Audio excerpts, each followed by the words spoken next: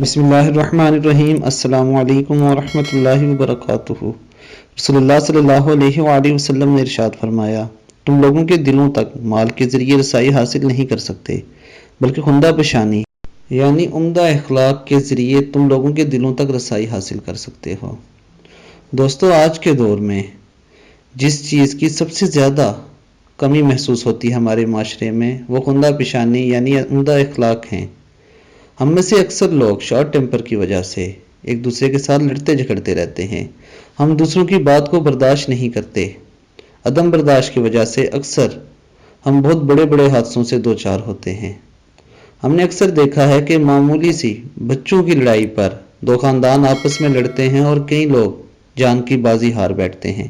یہ سب صرف اس وجہ سے ہے کہ ہم نے دین اسلام کی تعلیمات کو نہ تو پڑھا، نہ اسے سمجھنے کی کوشش کی اور نہ ہی ان پر عمل کیا۔